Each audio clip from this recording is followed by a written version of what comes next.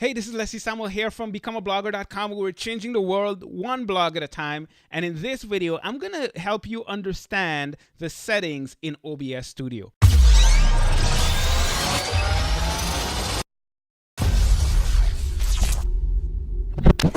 If I come down here to the bottom right, you will see there's a settings button. And if I click on that button, it will take me to the settings. And this is where I get the ability to control a whole bunch of different options. Over here to the left, you're going to see the different types of settings that I can control. And over here to the right, whatever you've selected, you'll be able to adjust the options for that particular setting. Now, in the generals section, which is where we're going to start, you have the ability to change the language. So if you speak a different language and you're more comfortable with that, you can select that here. And then in the theme section, you can either select the default theme or the dark theme. I like the dark theme, so I'm going to stick with that. And then we have a number of other settings here. The first two have to do with confirmation dialogues. So I can have it show a confirmation dialogue when I'm starting my stream, letting me know, hey, you're about to get started. Are you sure you want to stream live? And then I can click on OK. Or when I'm stopping the stream, I can have something that tells me, hey, are you sure you want to stop the stream? And then I can go ahead and stop it that way. It's just kind of like a safety check to make sure you are doing what you intend on doing. Then these next two have to do with the projector option.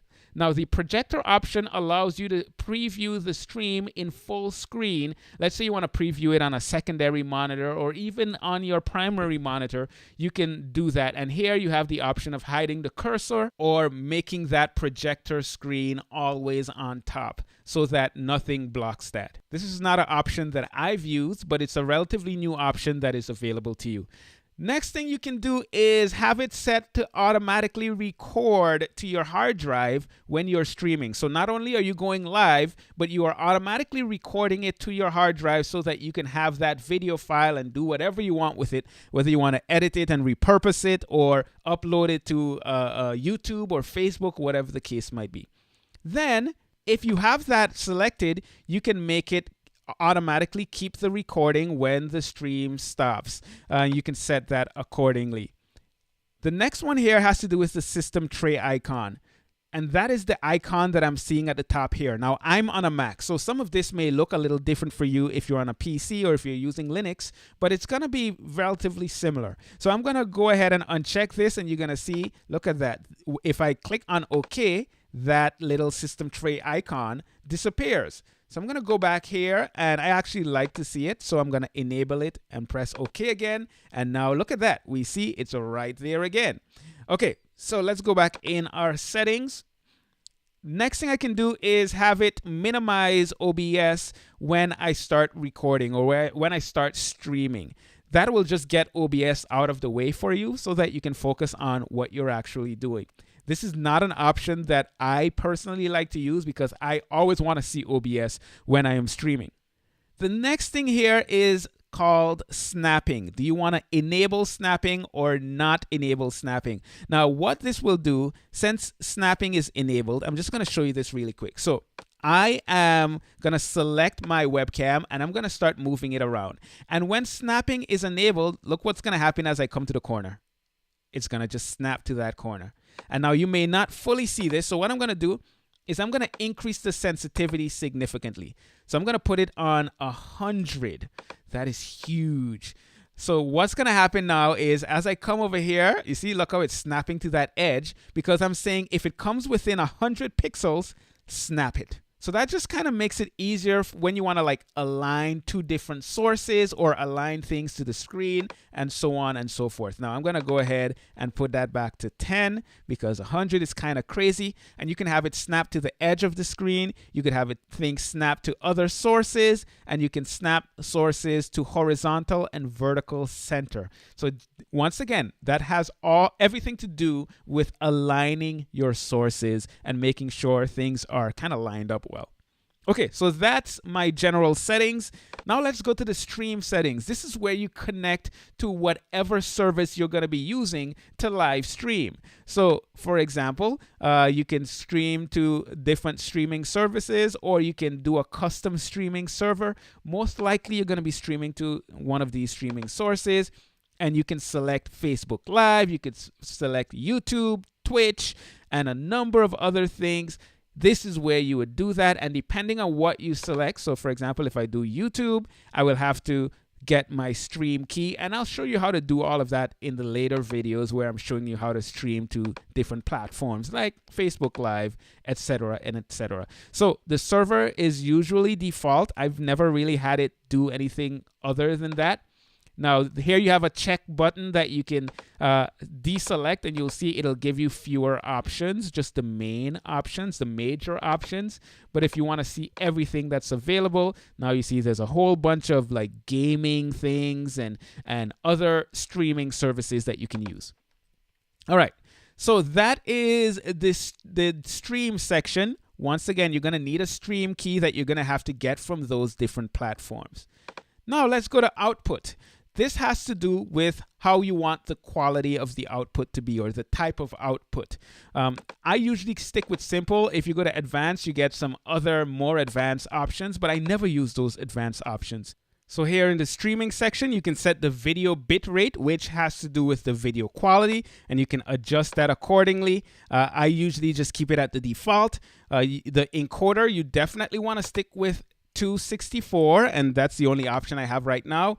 The audio bit rate is usually at 128. Now, the higher the bit rate, the higher the quality. And depending on what service you're streaming to, they're going to tolerate different levels of bit rates, and you can check those. But I usually just keep this at the default, 2500 and 128. You can enable some advanced encoder settings, but I don't usually do that. So I'm going to just leave that away. Now, if you're also going to be recording, you can set where you want to record, so the folder that you want to record to, and you can browse to a different folder and all that good stuff.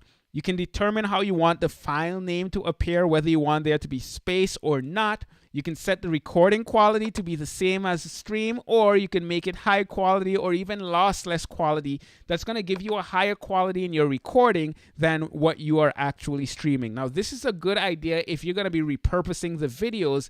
When you're streaming live, you're not going to have the absolute highest quality because, you know, you're live streaming over the internet. But if you wanted to have a backup recording that's going to be full quality, you can set that here, and you can determine what format you want to save it as. I usually go with MP4 because that is compatible with just about everything. Then you have the custom muxer settings. That has to do with multiplexing, way more advanced than I know anything about, so I just leave that alone. Now let's come to the audio settings.